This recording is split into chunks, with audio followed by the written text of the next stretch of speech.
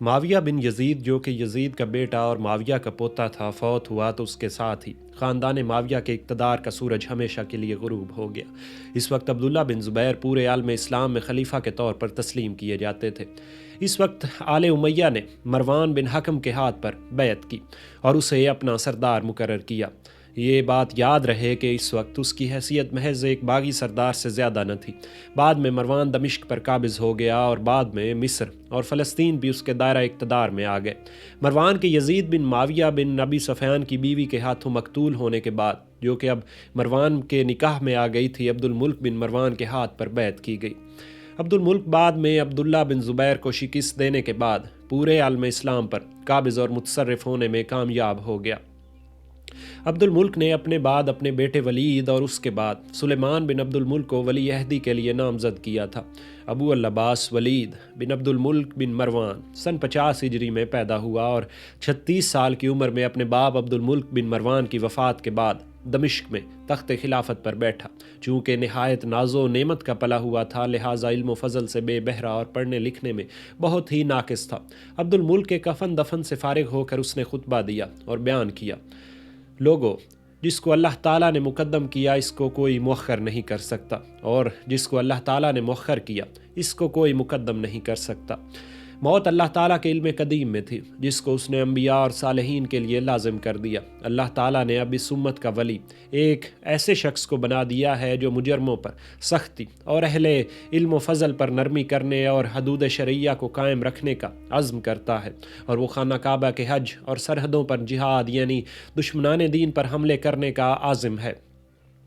اس کام میں نہ تو وہ سستی کرنا چاہتا ہے اور نہ حد سے تجاوز کرنا چاہتا ہے۔ لوگوں، تم خلیفہ وقت کی اطاعت کرو اور مسلمانوں میں اتفاق کو قائم رکھو۔ یاد رکھو کہ جو سرکشی کرے گا اس کا سر توڑ دیا جائے گا، اور جو خاموش رہے گا وہ اپنے مرض میں خود ہی ہلاک ہو جائے گا۔ اس کے بعد لوگوں نے اس کے ہاتھ پر بیعت خلافت کی۔ ولید نے خلیفہ ہو کر حجاج کے اختیار و اقتدار کو بدستور قائم رکھا۔ حجاج نے قتیبہ بن مسلم باہلی کو، جو کہ رے کا حاکم تھا، مفضل بن محلب کی جگہ خراسان کا گورنر مقرر کیا، اور قتیبہ بن مسلم نے چین اور ترکستان تک پہم فتوحات حاصل کی۔ مغرب کی جانب موسیٰ بن نصیر گورنر افریقہ نے اسلامی فتوحات کو مراکش سے گزار کر اندلس تک پہنچایا۔ ولید کے بھائی مسلمہ بن عبد الملک نے رومیوں کے مقابلے میں بہت سے شہر اور قلعے فتح کیے۔ محمد بن قاسم ثقفی نے، جو کہ حجاج کا قریبی رشتہ دار یعنی بھتیجا اور داماد تھا، سندھ اور ہند کی طرف فتوحات حاصل کی۔ ولید نے اپنے چچا زاد بھائی حضرت عمر بن عبدالعزیز کو مدینہ منورہ کا عامل اور حاکم مقرر کیا۔ سن 87 ہجری میں ولید نے جامع مسجد دمشق کی توسیع اور تعمیر کی، اور اسی سال حضرت عمر بن عبدالعزیز کے زیر انتظام مدینہ منورہ میں مسجد نبوی کو ازسر نو تعمیر کرایا، اور ازواج مطہرات کے حجروں کو بھی مسجد میں شامل کر کے اس کو مزید توسیع دی۔ مسجد نبوی کی تعمیر کے لیے قیصر روم نے بہت سے قیمتی پتھر اور ہوشیار معمار ولید کے پاس بھیجے، اور ولید نے رفاع عامہ کے بہت سے کام کیے، سڑکیں نکلوائیں اور شہروں اور قصبوں میں مدرسے جاری کیے۔ اس نے سرائیں بنوائیں اور کنویں کھدوائے، شفا خانے تعمیر کروائے، اور راستوں کے امن و امان اور مسافروں کی حفاظت کا انتظام کیا۔ مدینہ منورہ میں چونکہ پانی کی قلت تھی، وہاں ایک نہر لا کر اہل مدینہ کی اس تکلیف کو دور کیا، محتاج خانے قائم کیے۔ رعایا کی تکلیف دور کرنے اور لوگوں کو راحت پہنچانے کا اس کو بہت خیال تھا۔ اس کے عہد حکومت میں ہر طرف فتوحات کا سلسلہ برابر جاری رہا، اور کوئی اندرونی بغاوت اور فتنہ اور فساد جو کہ قابل تذکرہ ہو نمودار نہیں ہوا۔ مسلمانوں کی پہم فتوحات اور لوگوں کو فاروق اعظم کا زمانہ یاد دلاتی تھی۔ ولید نے فقراء اور فقیہ اور علماء کے روزینے اس قدر مقرر کیے کہ وہ سب فارغ الباری اور خوشحالی سے رہنے لگے، اور رفاع رعایا کے لیے اس نے نہایت مفید ضابطے اور قاعدے مقرر کیے۔ ولید نے حشام بن اسماعیل مخزومی کو امارت مدینہ سے معزول کر کے جب حضرت عمر بن عبدالعزیز کو مدینہ کا عامل مقرر کیا، تو عمر بن عبدالعزیز نے سب سے پہلا کام مدینہ کی امارت اپنے ہاتھ میں لے کر یہ کیا کہ فقیہائے مدینہ میں 10 اعلیٰ درجے کے عالموں کا انتخاب کیا، جن میں مدینہ کے فقہائے سبعہ بھی شامل تھے۔ ان 10 آدمیوں کی ایک مجلس بنا کر اس کے مجلس کے مشورہ سے ہر کام کو انجام دینے لگے۔ اس مجلس کے اراکان اپنی حکومت میں شریک کر کے حضرت عمر بن عبدالعزیز نے ایک ایسی اچھی مثال قائم کی تھی کہ اہل مدینہ نے حضرت عمر بن عبدالعزیز کے تقرر پر ولید بن عبد الملک کی خدمت میں شکر گزاری کے خطوط بھیجے اور خلیفہ وقت کو دعائیں دیں۔ ولید بن عبد الملک کی تخت نشینی کے بعد حجاج نے یزید بن محلب اور اس کے بھائیوں کو قید کر دیا اور ان پر غبن کا الزام لگایا۔ سن 87 ہجری میں مسلمہ بن عبد الملک نے بلاد روم پر چڑھائی کی اور قلعہ لولک، اخرم بولس اور کمیکم وغیرہ کو فتح کیا۔ سن 88 ہجری میں جرثومہ اور توانا مفتوح ہوئے۔ سن 99 ہجری میں مسلمہ بن عبد الملک اور عباس بن ولید نے بلاد روم پر حملہ کیا اور رومیوں کے ایک ٹڈی دل نے ان کا مقابلہ کیا، لیکن مسلمانوں کی فوج نے ہر مقام پر ان کو شکست دے کر پسپا کیا۔ قلعہ سوریہ، قلعہ اردولیہ، ہرکلا اور کمولیہ وغیرہ قلعے مسلمانوں نے فتح کیے۔ اسی سال مسلمہ بن عبد الملک نے آذربائیجان کی طرف ترکوں پر حملہ کر کے بہت سے شہروں اور قلعوں کو فتح کیا۔ اسی سال جزیرہ منکوریہ اور مبورکہ مفتوح ہوئے۔ سن 90 ہجری میں عباس بن ولید نے سوریہ کے علاقے میں 5 زبردست قلعے تعمیر کیے۔ سن 91 ہجری میں ولید نے اپنے چچا محمد بن مروان کو جزیرہ اور آرمینیا کی گورنری سے معزول کر کے اس کی جگہ اپنے بھائی مسلمہ بن عبد الملک کو مامور فرمایا۔ مسلمہ بن عبد الملک نے آذربائیجان پر ترکوں پر جہاد کیا اور مقام باب تک فتح کرتا ہوا چلا گیا۔ اسی سال نصف، کش، شومان وغیرہ کے قلعے مسلمانوں نے فتح کیے۔ سن 92 ہجری میں مسلمہ بن عبد الملک نے 3 قلعے فتح کیے۔ اہل سرسنہ کو بلاد روم کی طرف جلا وطن کر دیا۔ اسی سال سندھ میں دیبل فتح ہوا۔ اسی سال کرخ، برہم، باجہ، بیضا اور خوارزم اور سمرقند اور سغد وغیرہ فتح ہوئے۔ سن 93 ہجری میں مسلمہ بن عبد الملک اور عباس و مروان پسران ولید نے بلاد روم کی طرف حملہ کیا اور سبیتا، ہنجرہ، ماشا، حسین الحدید، غزالہ اور ملیتیہ وغیرہ کو فتح کیا۔ سن 94 ہجری میں عباس بن ولید نے انطاکیہ اور عبدالعزیز بن ولید نے غزالہ دوبارہ فتح کیا۔ اسی سال ولید بن ہشام میتی مروج الحمام تک اور یزید بن ابی کبشہ سرزمین سوریہ تک فتح کرتا ہوا چلا گیا۔ اسی سال کابل، فرغانہ، شاش، سندھ وغیرہ مفتوح ہوئے۔ سن 95 ہجری میں ہرکلہ والوں نے عساکر اسلامیہ کو دوسری طرف مصروف دیکھ کر سرکشی اور بغاوت اختیار کی اور عباس بن ولید نے دوبارہ اس کو فتح کیا۔ اسی سال موکان اور مدینۃ الباب وغیرہ مفتوح ہوئے۔ سن 96 ہجری میں طوس اور اس کا علاقہ مفتوح ہوا۔ مسلمہ بن عبد الملک بھی عہد ولید کے فتح مند سرداروں میں شامل ہیں، جن کی فتوحات کا ذکر ہم پہلے کر چکے ہیں۔ اب باقی نامور سرداروں کے حالات ملاحظہ کیجیے۔ قتیبہ بن مسلم باہلی۔ حجاج نے قتیبہ بن مسلم باہلی کو سن 86 ہجری میں امیر خراسان مقرر کر کے روانہ کیا۔ قتیبہ میں مرو میں پہنچ کر ایاس بن عبداللہ بن عمر کو سیغہ جنگ و سیغہ پولیس کا افسر مقرر کیا۔ عثمان بن سعدی کو محکمہ مال سپرد کیا اور خود ایک زبردست فوج لے کر تالکان کی طرف روانہ ہوا۔ وہاں ترکوں کا بادشاہ سغد کی خدمت میں حاضر ہوا اور فرما برداری اور خراج گزاری کا اقرار کر کے آخر دن اور شومان کے قریب پہنچا تو وہاں کے بادشاہوں نے بھی اطاعت و خراج گزاری کا اقرار کر کے صلح کی اور قتیبہ اپنے بھائی سہلے کو فرغانہ کی طرف بھیج کر خود مرو میں واپس آیا۔ سہلے نے کاشان، درشت، اکسیت وغیرہ بلاد فرغانیہ کو فتح کیا۔ سن 87 ہجری میں قتیبہ نے علاقہ بخارا پر فوج کشی کی اور ارد گرد کے ترکوں نے مل کر مقابلہ کیا مگر سب ناکام رہے اور لشکر اسلام کے ہاتھوں بے قیاس مال غنیمت آیا۔ سن 88 ہجری میں اہل سغد و فرغانہ نے سرکشی اختیار کی اور بادشاہ چین کے ہم شیر زادہ کو اپنا افسر بنا کر 2 لاکھ کی جمعیت سے مقابلے پر تیار ہوئے۔ قتیبہ نے حملہ کر کے شکست دی اور مرو کو واپس ہوئے۔ سن 99 ہجری میں بخارا، کش، نصف اور سغد کے سرداروں نے مل کر بغاوت اختیار کی اور قتیبہ نے حملہ آوروں کو شکست دی اور فرما برداری پر مجبور کیا اور خود مرو کو واپس چلا آیا۔ سن 90 ہجری میں دردان بادشاہ بخارا اور بادشاہ سغد اور ارد گرد کے ترک سرداروں نے پھر بغاوت پر استادگی کی مگر نیزک ترخان والیے بادغیس مسلمانوں کا فرما بردار رہا۔ قتیبہ نیزک ترخان کو ہمراہ لے کر بخارا کی طرف بڑھا۔ ترکوں نے مقابلے پر خوب ہمت دکھائی۔ اول مقامی مقدمہ تو جہش کو شکست ہوئی لیکن پھر سنبھل کر اسلامی لشکر نے حملہ کیا تو ترکوں کے مورچوں پر قابض ہو گئے۔ ترکوں کا خاقان اور اس کا لڑکا مجروح ہو کر بھاگا اور مسلمانوں کو فتح عظیم حاصل ہوئی۔ ترخون والی سغد نے سالانہ جزیہ ادا کرتے رہنے کا اقرار کیا اور قتیبہ مرو کی طرف واپس آیا۔ قتیبہ کے واپس آتے ہی نیزک تخارستان میں پہنچ کر باغی ہو گیا۔ اسبیحت بادشاہ بلخ و بازان بادشاہ مرو بادشاہ تالکان اور فاریاب والی جورجان اور بادشاہ کابل سب نے ایک زبردست سازش کی اور متفق ہو کر قتیبہ کے عاملوں کو نکال دیا۔ قتیبہ نے اپنے بھائی عبد الرحمن بن مسلم کو 12,000 فوج دے کر بھیجا کہ مقام بورکان میں قیام کرے، اور موسم سرما کے ختم ہوتے ہی قتیبہ نے نیشا پور کی طرف افواج روانہ کی اور باغیوں پر کئی جانب سے حملے کیے۔ نتیجہ یہ ہوا کہ سب کو قرار واقعی سزا دی اور سب نے عجز و فرمانبرداری کا اقرار اور ادائے جزیہ کا وعدہ کیا۔ اسی سلسلے میں سمگان کا قلعہ بھی فتح کر کے حکومت اسلامیہ میں شامل ہوا۔ نزک گرفتار ہو کر مقتول ہوا۔ بادشاہ جرجان کی خطا معاف کر کے اس کو اس کے ملک پر قابض کر دیا گیا۔ غرض ان ترک سرداروں نے بار بار بغاوت کی اور ہر مرتبہ قتیبہ نے ان کو شکست دی، یہاں تک کہ رفتہ رفتہ ان کے دماغوں سے بغاوت اور سرکشی کے خیالات دور ہو گئے۔ سن 92 ہجری میں رتبل بادشاہ سجستان نے بغاوت کا ارادہ کیا اور قتیبہ فوج لے کر اس کے سر پر پہنچا۔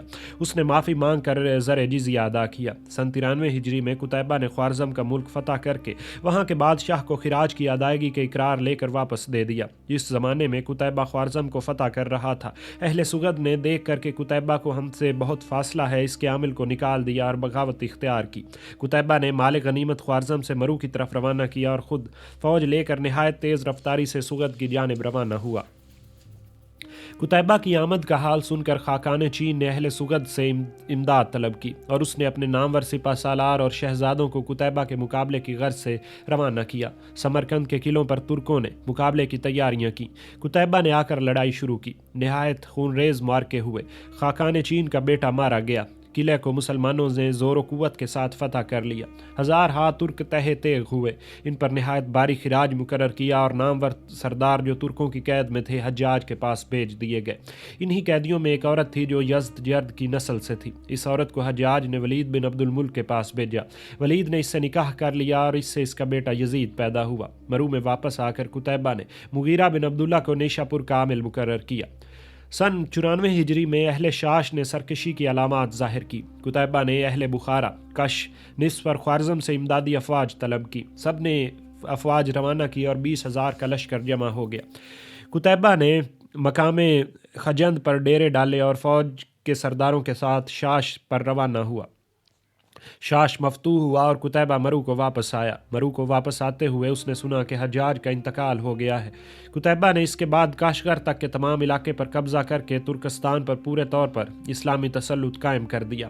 اس کے بعد حبیرہ بن مشمرج کلابی کے ہمراہ چند شخصوں کی ایک سفارت بادشاہ چین کے پاس بھیجی کہ اسلامی سیادت کو تسلیم کر، ورنہ ملک چین کو غازیان اسلام کے گھوڑے روند ڈالیں گے۔ اس سفارت کے پہنچنے سے بادشاہ چین مرعوب ہو گیا اور اس نے قیمتی تحائف اور نذرانے بھیج کر قتیبہ سے صلح کی درخواست کی۔ جس زمانے میں مسلمانوں نے ملک عرب سے باہر فاتحانہ قدم نکالا تھا تو ملک سندھ میں بود مذہب کے راجہ حکمران تھے۔ ایرانی شہنشاہی مسلمانوں کے ہاتھ سے پارا پارا ہوئی تو ایران سردار کچھ تو فرار ہو کر سندھ اور ترکستان اور چین کی طرف بھاگ گئے اور مسلمانوں کے خلاف جنگی تیاریوں میں مصروف ہوئے، اور کچھ مسلمان ہو کر عزت و آرام کے ساتھ اپنے ملک میں زندگی بسر کرنے لگے۔ سو اتفاق سے بنو ہاشم اور بنو امیہ میں جب قومی اور خاندانی رکابتوں نے ترقی کی تو ان ایرانیوں کو بھی قومی رکابت یاد آ گئی اور انہوں نے عبداللہ بن سبا اور دوسرے منافقوں کی سازشوں میں بڑے ذوق اور شوق سے حصہ لینا شروع کیا۔ ان سازشوں اور مسلمانوں کی خانہ جنگیوں نے ان ایرانیوں کے منصوبوں میں جو سندھ، کابل، چین اور تبت وغیرہ میں جلا وطن ہو کر مقیم اور مخالفت کی کوششوں میں مصروف تھے، اثر نو جان پڑ گئی، اور یہی وجہ تھی کہ مسلمانوں کی ایرانیوں کی بدولت کوفہ اور بصرہ میں بھی اور ایران و خراسان کے علاقوں میں بھی بار بار مشکلات کا سامنا ہوا۔ سندھ کا ملک چونکہ بصرہ اور کوفہ یعنی عراق سے نسبتاً قریب تھا اور ایرانی حکومت کی سرحد اس سے ملتی تھی، لہٰذا زیادہ تر شرارت پیشہ ایرانیوں کا مامون ملک سندھ ہی بنا ہوا تھا۔ اسلامی فتوحات کے سیلاب کو دیکھ کر سندھ کا راجہ خود بھی ایرانیوں کی بربادی سے متاثر اور اس امر کا کوشاں تھا کہ کسی طرح ایرانی اپنی سلطنت پھر قائم کر لے۔ چنانچہ ایران کے آخری بادشاہ نے مارکہ نہاوند کے بعد کئی مرتبہ فوجیں جمع کر کے مسلمانوں کا مقابلہ کیا تو ان مقابلوں اور مارکوں میں سندھ کی امدادی افواج شاہ ایران کے ساتھ ضرور ہوتی۔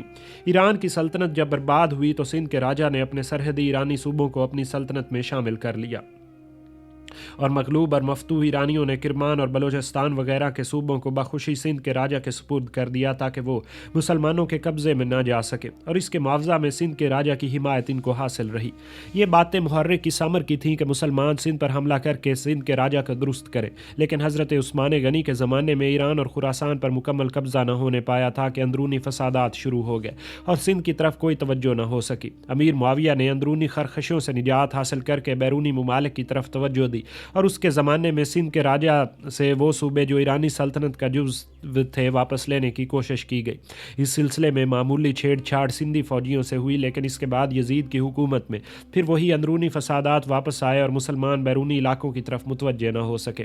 عبد الملک کے زمانے میں بھی مسلمانوں کے بیرونی ممالک کی طرف متوجہ ہونے کا موقع نہ ملا، اور حجاج نے وہ جو مشرقی ممالک کا واسرائے تھا سندھ کے مقابلے میں افغانستان اور بدخشان کے حاکم رتبل کی سرکوبی کو اس لیے مقدم سمجھا کہ وہ خراسان کے اسلامی صوبے کے لیے بہت زیادہ خطرناک ہو سکتا تھا۔ چنانچہ حجاج کی زیادہ تر توجہ رتبل اور اس کی وجہ سے بخارا وغیرہ کی طرف مبذول رہی۔ حجاج کے گورنر قتیبہ نے ملک شام تک ان سرکشوں کو سیدھا کرنے میں کارہائے نمایاں سر انجام دیے۔ اس کے بعد سندھ کا ملک ہی ایک ایسا ملک تھا کہ مسلمان سندھیوں سے اپنے حقوق واپس لینے اور سندھ کے راجہ کو آئندہ کے لیے درست رکھنے کی غرض سے اپنی طاقت اور سطوت کا نمونہ دکھاتے، لیکن ابھی مسلمان اس ضروری کام کو اپنی طرف سے شروع نہ کرنے پائے تھے کہ خود سندھ کے راجہ نے مسلمانوں کو اپنے ملک پر حملہ آور ہونے کی دعوت دی۔ تفصیل اس اجمال کی یہ ہے کہ کچھ مسلمان سوداگر جزیرہ سرندیب میں بحالت سفر فوت ہو گئے۔ ان کے یتیم بچے اور بیوہ عورتیں جو اس جزیرہ میں رہ گئیں، ان کو سرندیب کے راجہ نے حجاج بن یوسف ثقفی اور خلیفہ ولید بن عبد الملک کی عنایت و مہربانی اپنی طرف مبذول کرانے کے لیے بہترین ذریعہ سمجھا۔ سرندیب کے راجہ مسلمانوں کی فتوحات کا حال سن کر پہلے ہی سے مرعوب اور اپنی نیاز مندی کے اظہار کی کوشش سے کسی ذریعہ اور ہیلہ کا متلاشی تھا، چنانچہ اس نے ان یتیم بچوں اور بیواؤں کو بڑی تعظیم اور اکرام کے ساتھ اپنے معتمدوں کے ساتھ اپنے خاص جہاز میں بٹھا کر حجاج کے پاس روانہ کیا، اور بہت سے قیمتی تحائف اور ہدیے حجاج اور خلیفہ ولید کے لیے بھیجے، اور ان یتیموں اور بیواؤں سے امید رکھی کہ یہ ضرور میری تعریف حجاج سے کریں گے۔ یہ کشتیاں سرندیب سے روانہ ہو کر ساحل کے قریب سفر کرتی ہوئی خلیج فارس کی طرف روانہ ہوئی کہ وہاں سے خشکی پر اتر کر یہ لوگ ماء، تحافہ اور ہدایا حجاج کی خدمت میں کوفہ پہنچے گے۔ راستے میں باد مخالف کے طوفان نے ان کشتیوں کو سندھ کی بندرگاہ دیبل میں لا ڈالا۔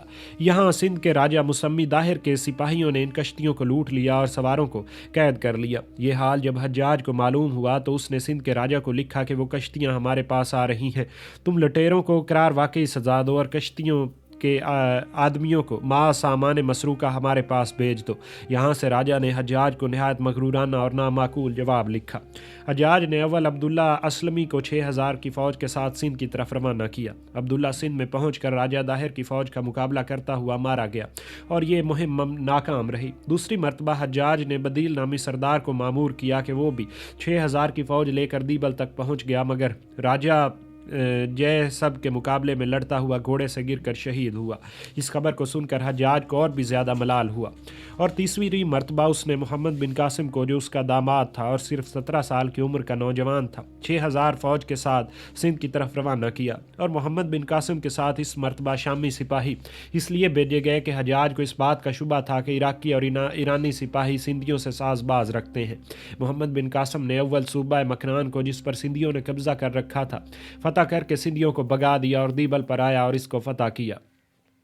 نیرون اور برہمن آباد کی طرف بڑھا، اور راجہ ظاہر کے پاس نہ صرف ایرانی لوگ ہی پناہ گزین تھے بلکہ بہت سے عرب لوگ بھی جو خلیفہ وقت یا امال خلافت سے باغی ہو کر بھاگے تھے سندھ میں راجہ ظاہر کے پاس پناہ گزین تھے، اس لیے بھی سندھ پر حملہ کرنا ناگزیر تھا۔ راجہ ظاہر مقابلے میں مارا گیا، اور اس کے بعد محمد بن قاسم نے یکے بعد دیگرے سندھ کے شہروں کو فتح کرنا شروع کیا، حتیٰ کہ تمام ملک سندھ اور ملتان اس کے ہاتھ پر فتح ہوا۔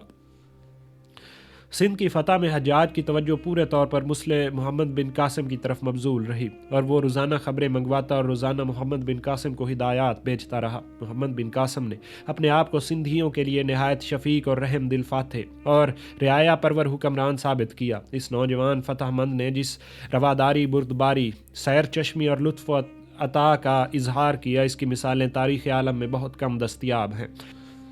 محمد بن قاسم سندھ کو ملتان کو فتح کر چکا تو اس کے پاس حجاج کے فوت ہونے کی خبر پہنچی، مگر اس نے اپنی فتوحات کا سلسلہ برابر جاری رکھا اور سن 96 ہجری تک بندر سورت سے لے کر ملک کشمیر تک تمام مغربی ہندوستان کو مفتوح اور محکوم کر لیا۔ جس طرح حجاج مشرقی ممالک کا سب سے بڑا واسرائے تھا، اسی طرح مغربی ممالک کا واسرائے ولید بن عبد الملک کے عہد میں موسیٰ بن نصیر تھا، جس کے جائے قیام مقام کیروان تھا۔ شمالی افریقہ کے اس سب سے بڑے حاکم کے پاس اندلس کے بعض لوگ آئے اور اپنے بادشاہ راڈرک کے ظلم و ستم کی شکایات کر کے التجا کی کہ آپ اندلس یعنی اسپین پر چڑھائی کر کے مراکش کی طرح اس کو بھی اپنی حکومت میں شامل کر لے۔ موسیٰ نے اہل اندلس کی اس درخواست پر چند روز غور کیا اور اس کے بعد اپنے غلام کو 4 کشتیوں میں 400 سپاہیوں کے ساتھ ساحل اندلس کی طرف روانہ کیا کہ وہاں کے حالات سے آگاہی حاصل کریں، اور دوسری طرف خلیفہ ولید سے اندلس پر چڑھائی کرنے کی اجازت چاہی۔ خلیفہ نے چڑھائی کی اجازت عطا کی۔ ادھر وہ 400 سپاہی بھی سالمن غائمن واپس آئے۔ سن 91 ہجری یا سن 92 ہجری میں موسیٰ نے اپنے دوسرے آزاد کردہ غلام طارق بن زیاد کو 7000 فوج دے کر اندلس پر حملہ کرنے کا حکم دیا۔ طارق اس زمانے میں موسیٰ بن نصیر کی طرف سے طنجہ کا حاکم تھا، اور وہ اپنے ساتھ 7000 ہمراہیوں کے ساتھ کشتیوں پر سوار ہو کر 12 میل کی چوڑی آبنائے جبل الطارق کو عبور کر کے ساحل اندلس پر اترا اور شمال کی جانب متوجہ ہوا۔ علاقہ شزونہ میں اسپین کا بادشاہ راڈرک 1 لاکھ فوج کے ساتھ طارق کے مقابلے پر آیا اور 8 روز بعد زور و شور کے ساتھ لڑائی ہوئی۔ آخری 8ویں روز 28 ماہ رمضان المبارک سن 92 ہجری کو شاہ لزریک یا راڈرک طارق کے مقابلے میں مارا گیا اور عیسائی لشکر نے راہ فرار اختیار کی۔ اسی سال سندھ کا راجہ داہر محمد بن قاسم کے ہاتھ مارا گیا۔ اس کے بعد بڑی آسانی سے طارق اندلس کے شہروں کو فتح کرتا ہوا آگے بڑھا۔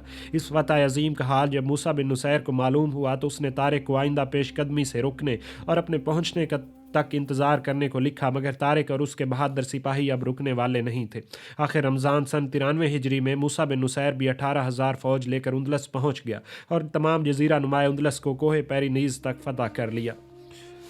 مشرقی اندلس میں علاقہ پرشلونہ کو فتح کرنے کے بعد موسیٰ نے ولید بن عبد الملک کو لکھا کہ میں نے تمام ملک اسپین کو فتح کر لیا ہے، آپ اجازت دیجئے کہ میں یورپ کے اندر ہوتا ہوا اور فتوحات حاصل کرتا ہوا قسطنطنیہ تک پہنچوں اور فتح قسطنطنیہ کے بعد آپ کی خدمت میں حاضر ہوں۔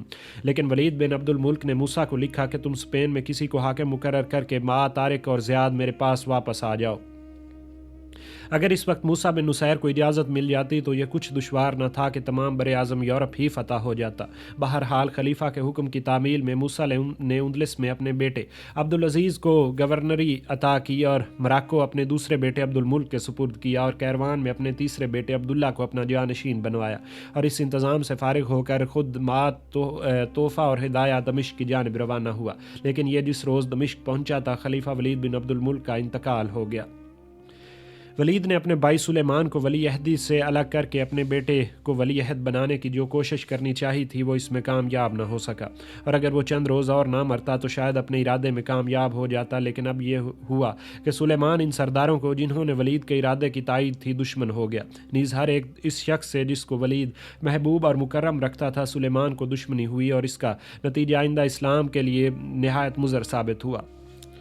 ولید بن عبد الملک نے 15 جمادی الثانی سن 96 ہجری میں 25 فروری سن 715 میں 45 سال چند ماہ کی عمر میں 9 سال 8 مہینے خلافت کر کے ملک شام کے مقام دیر مروان میں وفات پائی اور 19 بیٹے چھوڑے۔ ولید کے عہد خلافت میں سندھ، ترکستان، سمرقند، بخارا وغیرہ اندلس ایشیاء کوچک کے اکثر شہر اور قلعے بعض جزیرے حکومت اسلامیہ میں شامل ہوئے، اور ولید کی خلافت مسلمانوں کے لیے ایک طرف راحت و آرام اور خوشحالی کا زمانہ تھی تو دوسری طرف فتوحات ملکی کا خاص زمانہ تھا۔ حضرت عمر فاروق کے بعد اس قدر عظیم اور اہم فتوحات ملکی اور کسی خلیفہ کے زمانے میں اب تک مسلمانوں کو حاصل نہ ہوئی تھی۔